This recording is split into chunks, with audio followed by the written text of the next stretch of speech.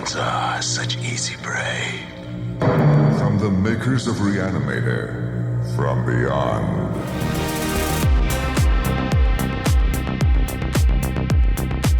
Hey everyone, my name is John, and today on Let's Talk, we're here to talk about 1986's From Beyond, directed by Stuart Gordon. And we're also here today to talk about its brand new 4K Blu-ray from Vinegar Syndrome. But before we dive into that, if you are a fan of 4K Blu-ray reviews, movie reviews, and some tech and game reviews along the way, then this is the channel for you. And nothing would help us out more than by you liking this video and subscribing to the channel. So From Beyond was released in 1986. It's directed again by Stuart Gordon. This is his follow-up to 1985's Reanimator, which was also based on an H.P. Lovecraft novel, although this one is actually based on a short story by him. And after the success of Reanimator, he wanted to get the entire team together from the previous year's Reanimator and make another film. And they actually ended up making two films. They ended up making Dolls first, and then this, even though From Beyond actually ended up coming out first. But the house that they used in Dolls, they ended up reusing for this, so they just redesigned the sets and everything like that. And that's how you make a lot of low-budget horror films. And that's what Stuart Gordon is known for. He's known for making a lot of low-budget horror movies. He's probably a legend in that craft. And he's also very well known for just being able to adapt H.P. Lovecraft's stories, because H.P. Lovecraft stories are very hard to adapt. Most people say that they can't even be brought to the big screen, and yet Stuart Gordon somehow was able to capture what he was going for with those monster and creature designs and bring them to the big screen. Now, most people would consider Reanimator to be his best film, and I'm one of those people as well, but From Beyond is still another great follow-up to that, and many people could probably consider this his second best film.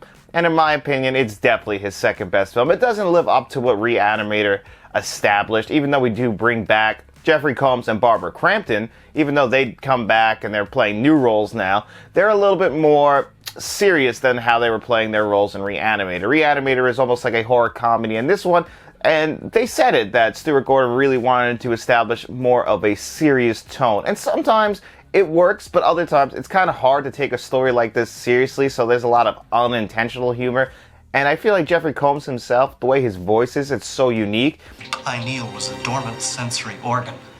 It can be a little hard sometimes to take him seriously. It does seem like his just natural voice deliverance and cadence does kind of add a level of humor to it. So even though I understand what they were trying to go for with this story, because this is very much a sci-fi horror story. So this is basically about Jeffrey Combs is assisting a really top scientist who has somehow found a way to lock into a different dimension that is always going on around us. Almost like a sixth sense, almost. Sixth sense. Yes. Well, that's not a new theory. The philosopher Descartes believed it was the third eye. Because Jeffrey Combs said that the five senses were just not enough for this guy. And this sixth sense, the machine he makes is kind of using a part of our brain, like our brain stem. Pineal gland with resonant vibrations. The pineal gland? Why? It uses that brain stem to help us connect to this other dimension. And when this machine is on, we can now see all this stuff that is always going on around us, but they don't see us and we don't see them until this machine is on. And if you do see them and they see you, well, we get some crazy monster creatures in here. And on one night, he gets the machine working, but it eats off that scientist's head. And now Jeffrey Combs is getting blamed for the murder of his boss. But Barbara Crampton takes him in. She plays a psychiatrist in this, and you know, she's pretty young at the time, and even she talks about interviews like they put the glasses on her, they do her hair back real nice, they put a suit on her to try and make her look older than she actually is. And I actually, when I first saw her pop on the screen, even in this, I was like, yeah, I mean, they did their best, but it just looks like they're trying purposely, oh, let's put some glasses on her. So it is hard to read, but it does work for the other aspect of the film, because in this movie she's also wearing a lot of like leather and lingerie and everything like that as we get later in the movie. So I guess you do want to have an actress who can play both, and I think she's perfectly cast in this movie. I actually think that she does the best acting performance out of everybody in this movie. Although I would say the third lead in this movie is Ken Foray, and I thought he did a great job in this as well. He plays, I guess, the sheriff assisting them, because in this movie, now this is where the logic just goes completely out the window, because they arrest Jeffrey Combs and he's telling them this whole story, and you know, no one believes him, but one guy's kind of like, all right, Barbara Crampton, you know, you guys can all go back to the house, this crime scene where this brutal murder happened, and I'll let you guys, you know, just the three of you just hang out in there and try and figure out what happened. We'll leave everything as it was. We'll even have the chalk outline of the body, so you just know what happened, and just try and figure out what happens before we commit this guy. And they do, and just the three of them, that's where this whole story takes place, is in this house, and the three of them are just trying to figure out what happens. They try and recreate that night, and you know what? They do. They do bring back the lead scientist, and, you know, he's now, well, he's feeding for some more. He wants to help bring back Jeffrey Combs' character to his side, because when they did a CAT scan on him, they could see that his brainstem there is getting a little long too, just like this guy's, and if that thing breaks through the front of their head, man, that's it. They're fiending. And I think that this whole movie was basically, I think it was an allegory for sex and like what drives people. Like, you know, like we always talk about people have like a certain amount of sex drive compared to other people, you know, other people's libido or testosterone or whatever. And I think that's what this movie was really trying to show. But then when I watched other interviews, they were acting as if like what H.P. Lovecraft was going for was because we can't see all the stuff about it. He was looking at this as a story about germs, how, you know, germs are all around us, but we can't see them, and yet they can end up killing us. And that's what he was going for. But when I was watching this movie, I thought it was just an allegory for sex, because they do have a lot of, like, very depicting scenes of, like, gore, violence, sexual violence. We find out that the one guy was really into, I don't know what they call that, but, like, you know, with the whips and chains and being tied up, he was really into that. So I really was kind of getting an allegory from sex when I was watching this. And I guess the actors themselves weren't going for that, so I guess I was misreading the film in that sense. But any which way you want to watch this film, whether you're looking for a deeper meaning to it, or you're just watching this for the amazing body horror or the incredible lighting, like, you could see that the movie itself, like, when the machine is on, it gets this really awesome pink lighting underneath, and I eat that up. Like, a movie that came out a few years ago starring Nicolas Cage called Color Night did a very similar thing. Like, I'm just always in a big, like, when you, like, fill the room with a lot of, like, bright lights. I mean, I know that doesn't work for everybody, but, like, that 80s tone with a lot of bright lights and pink lighting in general, like, that's one of our main colors here on the channel, because I'm just a big fan of like that. I mean, I like those overblown out neon lights. You know, I know that doesn't work for everybody, but it does work for me, and it always catches my eye. So the way that this film was shot, for me, it worked perfectly, but I know that this doesn't probably work for everybody. It might be a little too over the top, a little too 80s cheese on there, but that, for me, works amazing, and I'm really glad that this movie has finally come to the 4K format, because I do think it's a great film, and I think that now, with it being on 4K, more people will be able to check it out, and I do think that they'll enjoy it. Especially if you enjoy Reanimator, you're definitely going to want to check this one out. And today, we're here to talk about this new 4K for Vinegar Syndrome, and that's exactly what we're going to dive into right now.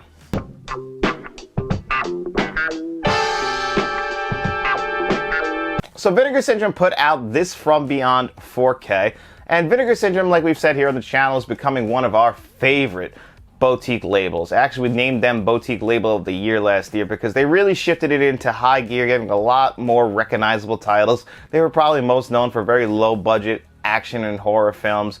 And then they finally, like last year, I think they took it to the next step with movies like Roadhouse and the Texas Chainsaw Massacre 2, the Amityville Horror, and that's what really caught my eye about them. And then I started going through their back catalog. And then this year, they've already announced a lot of great titles, and one of them was From Beyond. We haven't gotten a Blu-ray release of this since 2013, and that was Shout Factory. So I was really excited that this was finally coming to the 4K format. Now, I don't have that previous Shout Factory release.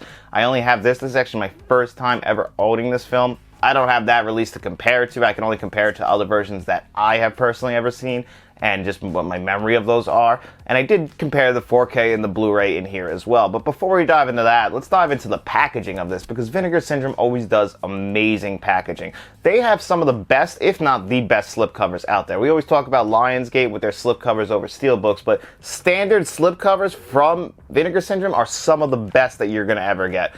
Trust me, they not only do they do this regular matte finish around the entire thing with this awesome artwork, but the actual logo for From Beyond has got that like glossy, almost raised finish to it that might be hard to pick up on the camera, but it is beautiful, let me tell you. And they do this if you have the Amityville Horror, or you have Roadhouse, or you have Texas Chainsaw Massacre 2, you know exactly what I'm talking about, how they don't just do one finish on these. It's a combination of like art styles, and I truly do love that. They do an amazing job again on their slipcover here, and it's not cheap. It's a very it's not the thickest material, but it's also not the thinnest. It's actually something that can take a little bit of wear to it. It's not going to get ripped very easily, so I do love that. And then when you do take the slipcover off, now what you'll notice is you get the artwork that is on here on the front of this, but the artwork is reversible. The flowers are still standing. So you could always put on whatever artwork you choose if you want the purple or you want the original movie poster on the outside. I'll probably swap that to the original design once this video is done, because I do like that fact that I can just have the slipcover with the new artwork on it, and then I'm going to have the original artwork underneath when I take that slipcover off. And I always appreciate when they do those reversible slipcovers. We've talked about Scream and Shout Factory kind of shying away from doing that much. It seems very random when they do it. They used to do it on all their releases, but they've kind of pulled back on it, which is really strange. And now Vinegar Syndrome is picking up that ball, and they just do all the bells and whistles. So again, if you go on the inside here, you get a 4K disc, a Blu-ray disc, and then a third Blu-ray disc of just extras. That 4K disc is just going to have the film on there, and then you have your choice of audio, subtitles, reels. They're all on that first 4K disc, and then the second disc is going to have everything that's on that 4K disc, plus a brand new documentary looking back on the making of From Beyond, except the 4K is going to now be compressed down into a 1080p Blu-ray without HDR, but the audio is the same. And then on your third disc, it's all just extras, all previously released extras at that. So if you have any previous releases and you've seen all these extras, they're all on that third disc. The second disc has that new documentary, which I think is the shining star of all the extras in here. I mean, this is a kind of release that is catered specifically, I feel like, to me and people who think like me, because the packaging is phenomenal. The individual disc design, you get a slipcover, you get a reversible art, you get a brand new documentary looking at the making of this film and what everybody went through, and you get everybody who's still alive pretty much looking back on it. You know, Stuart Gordon's passed away, but everybody else, and you know what? They tell just some stories from the set of this movie, and those are my favorite part of this. Yeah, you could just kind of like leave those out. They're not important to telling the making of it, but just those little stories, I feel like, from everybody is really what makes this documentary feel special, and is honestly one of my favorite on-disc documentaries that I think we've ever gotten, just because I think that the director of this documentary actually really knew what they were doing. They really just wanted to let these guys just tell these little stories, these little anecdotes that, you know what, are really good for the viewer, and really kind of helps you like flesh out the actors, just these regular special effects supervisors who you might just see their name in the credits and you don't care about, but they really like they put a face to that and really show you that these guys have some real personalities. And, you know, they're real people, too. They're more than just a name. They really put their heart and soul into this project. And you know what? They're pretty interesting people themselves. And I really love that on-disc documentary. And again, that alone is worth the price, because the one big issue we always say with Vinegar Syndrome is their pricing. It's always a little bit high, but they do every single thing. They check every single box that a fan of boutique labels, any fan of collecting movies would be into. They do not ever cut a single corner in this.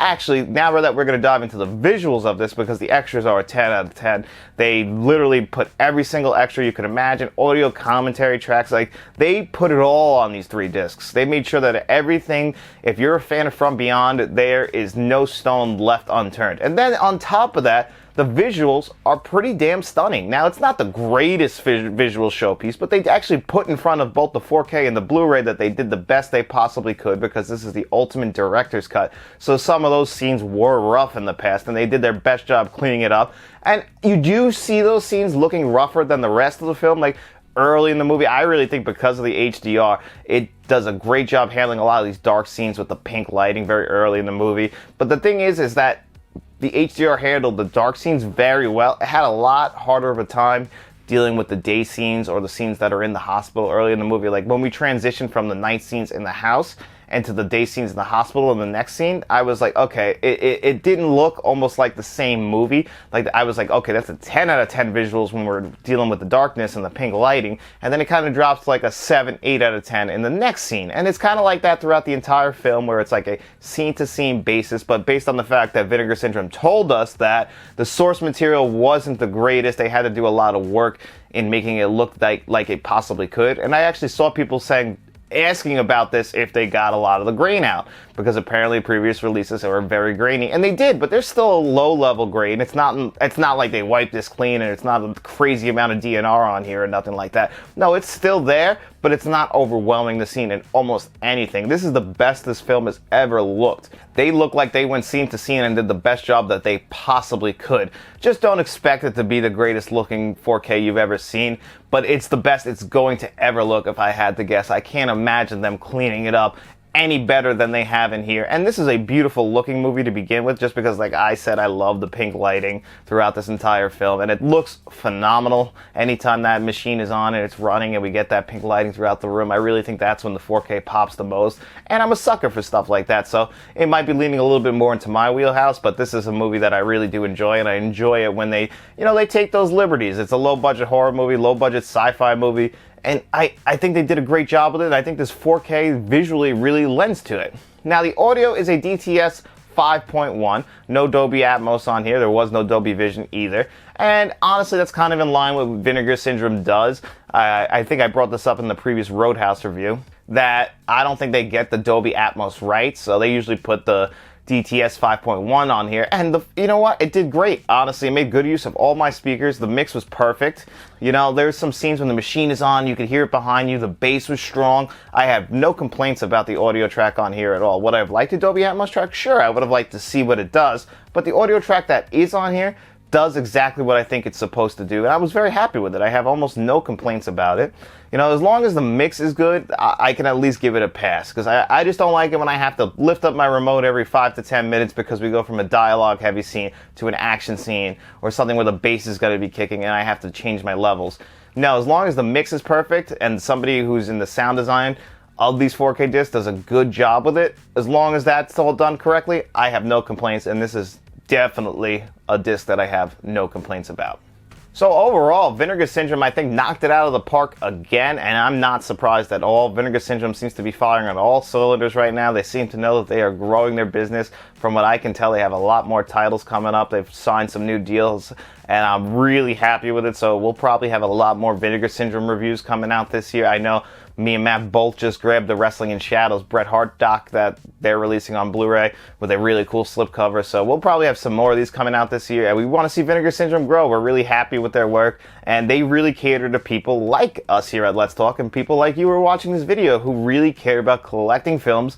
And the collector out there really does want everything on there, because that makes it worthwhile. We're not afraid to pay a little bit extra as long as they didn't cut corners. And there's a lot of studios out there now that are trying to cut corners. Like we've just seen, like I said earlier, like with Shout and Scream Factory, we love them so much here on the channel with the reversible box art, and they kind of cut corners in the sense that we don't get as many slip covers as we used to get. So it's nice to see a boutique label like Vinegar Syndrome, who might not release as many as those studios do, but when they do release their stuff, it's always some of the best you'll ever see. You don't believe me? Check out Cloak and Dagger and Roadhouse. Those are some of the best 4Ks that you'll ever get, in my opinion. That's including everything. So if I was going to rate this on a score of 10, including everything, package, audio, visuals, extras, I'm going to give this a solid 9.5 out of 10. The only reason 0.5 even comes off is because it's not the best looking I've ever seen, and the film itself is not my favorite, even from Stuart Gordon, but it's still a good film. And if you're a fan of this film, you are going to be so happy that you grabbed this 4K. I promise you, you will not be disappointed with it, and you'll just have hours and hours of extras. You're going to get your money's worth for this, because Vinegar Syndrome has a couple sales throughout the year, but for the most part, unless you're a subscriber, you're going to be paying a pretty premium price for this, but it's definitely worth it. So I can definitely recommend this, and I don't think you're going to be disappointed with your purchase. And if you are, you feel free to comment in the comment section below and tell me I'm wrong, because it wouldn't be the first time I've been wrong. But anyway, guys, it's also Monday, and that means it's time for us to spin our magic wheel for our digital code giveaway. And this week we asked you guys, what was your favorite Tim Burton movie and what was your favorite Alien movie? And we got plenty of different answers in there. I was surprised at how many people have a different taste in Tim Burton movies and Alien movies at that. But I mean, I saw Sweeney Todd in there, Sleepy Hollow. I'm sure that made Matt happy to see everyone picking Sleepy Hollow, because he's been a fan of that forever. And then my personal favorite is Batman 1989. Trailed by Ed Wood, and I guess nobody else was really into Ed Wood but me, but I love Ed Wood.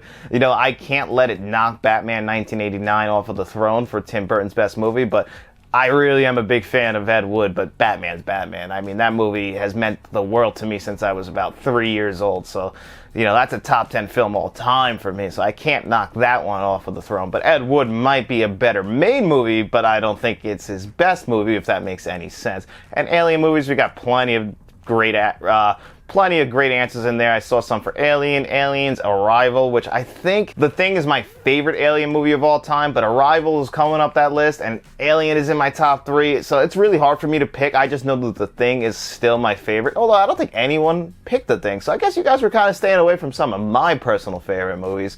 I mean, I guess that makes sense, you know? Everyone's got different tastes, and that's what makes loving movies so good. But anyway, enough rambling from me. Let's spin this magic wheel and see who this week's 2 winners are. Just so you know, there's no volume for some reason on the website today, so if you don't hear anything and it sounds strange, that is why.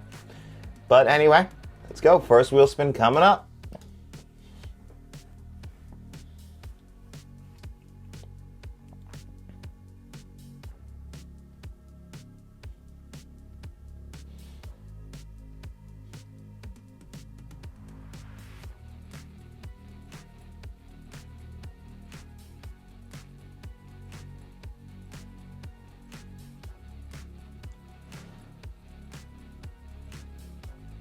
All right, William, congratulations. William's been entering for a long time, too. Congrats, William. All right, William, we're going to remove your name, and we're going to spin again. Wheel spin 2.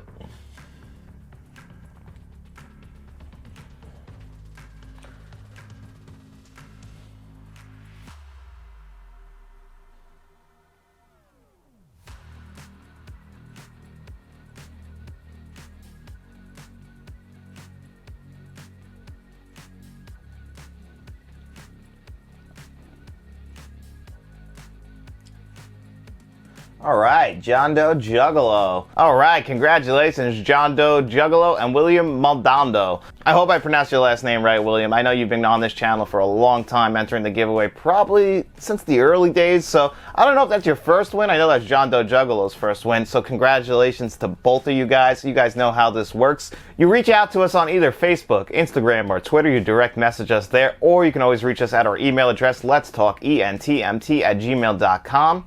Let us know which of the digital codes that you saw on your screen earlier today.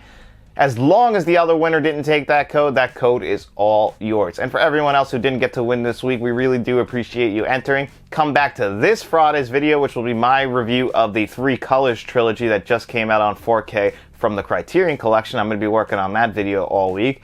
And I'm going to ask you guys 2 more giveaway questions, and we'll do this all again next week.